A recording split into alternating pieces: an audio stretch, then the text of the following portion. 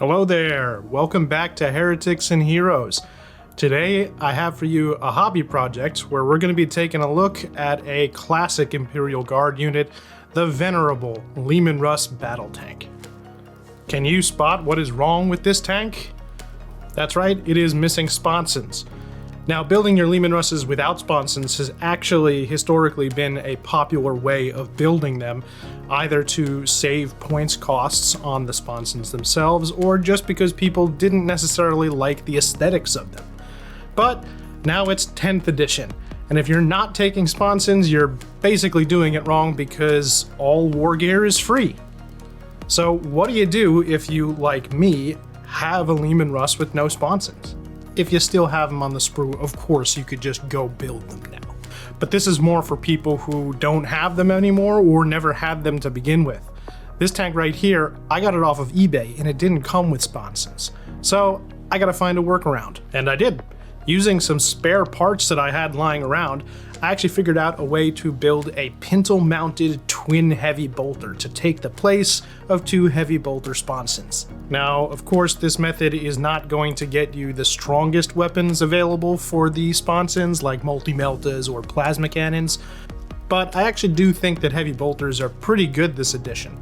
Yeah, they're not quite as powerful as multi-meltas or plasma cannons, but they're a lot less risky than plasma cannons, and they have way better range and a better rate of fire than multi-meltas, so they're a lot more flexible. Not to mention, heavy bolters got an implicit buff this edition by keeping their AP value, and an explicit buff in gaining sustained hits. So all around, heavy bolters are a great choice. But enough about the rules. Let's get to the plastic. For this, you're gonna need the new Cadian Heavy Weapons Team box. Now, if you don't have one yourself, you can probably find the bits on eBay. These things are ubiquitous, and anybody who built their squads as mortars, which I think is overwhelmingly the most popular option, will probably have the bits that we need for this project left over. So the actual parts that we're going to need to build this are going to be the heavy bolters themselves, the front leg / bottom housing section of the heavy bolters, and one of the ammo boxes. So let's get these guys clipped off the sprue and cleaned up so that they're ready for gluing.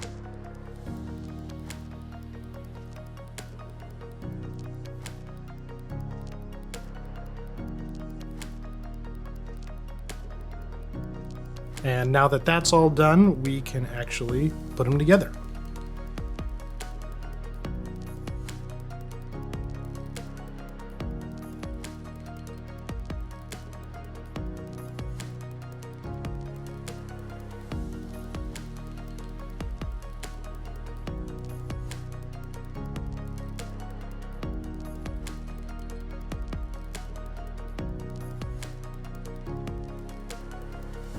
Now, of course, you're going to want to do this twice so that you have two of these heavy bolters. Now that we have them both side by side, you can see that they're obviously not meant to go together.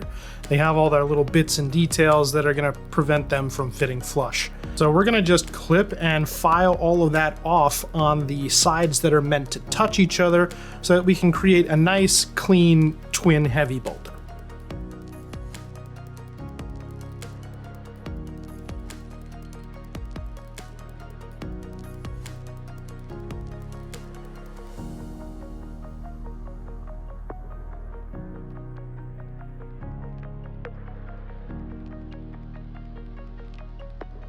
And once we finished all that, if we've done it correctly, they should fit nice and flush against each other with the charging handle and ejection port only visible on one side, and then on the other side, the ammunition intake.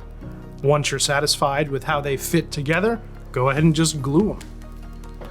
And don't worry if you're getting a little bit of glue squeezing out from the seams like you can see here.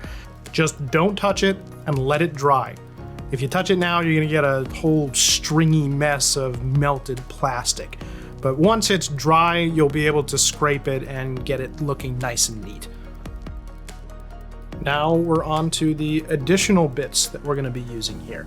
So I have the first leg of the tripods and the bottom housing of the guns here. And we're actually just going to snip off the leg. We don't need it. We just need the bottom housing of the gun. And we'll do that for both. You can see that the bottom housing sections of the heavy bolters kind of just slot right in. We will be gluing them, but I'm just kind of test fitting them here right now.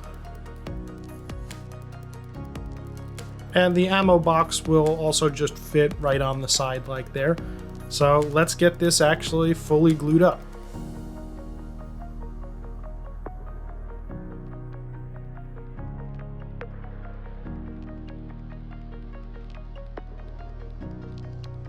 With the ammo box attached, it's looking pretty good. We're almost done here. Now, I did run into a little snag while I was filming this video, where I realized that I didn't actually have the last part that I needed. We're gonna need a trigger mechanism. Now, you could build it so that you have some guy popping out of the hatch and actually manning the gun using the trigger arms that come with the vehicle kits, or maybe the trigger arms that come with the heavy weapons team themselves. The way that I had intended to build it was for the gun to just be on the Pintle with nobody coming out of the hatch. The good news is this is not the first one of these that I built. I built one prior to filming the video to actually go on the tank. And for that one, I had a spare double trigger from the vehicle upgrade sprue that you would normally use for the heavy stubber or storm bolter. And they fit perfectly on this little twin heavy bolter conversion that we've done here. It's actually almost like it was made for it. So you can see the example of how that looks right here. I also have on the first one of these built the actual Pintle mount. And the only things that I did to it is I magnetized it, and I also clipped off the two little mounting nubs that you would normally use to put it on the heavy stubber or storm bolter. And so it actually just slides in between the cracks of the housing sections of the twin heavy bolter and stays on from friction. And that also makes it movable. I did also add on the first one of these that I built a gun shield that I had left over from the old heavy weapons team box. This is of course totally optional. I think it could look cool either way.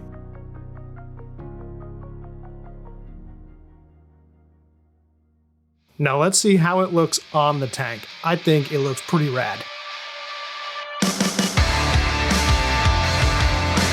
Twin exterminator autocannons, triple heavy bolters, and the new and improved heavy stubber. I'll tell you what, that is almost enough DACA. That's it for this video, everyone. I'm really hoping that this is going to help some guard commanders put some more firepower downrange. If you found this entertaining or this helped you out at all, please like and subscribe. And until next time, I'll see you all on the tabletop.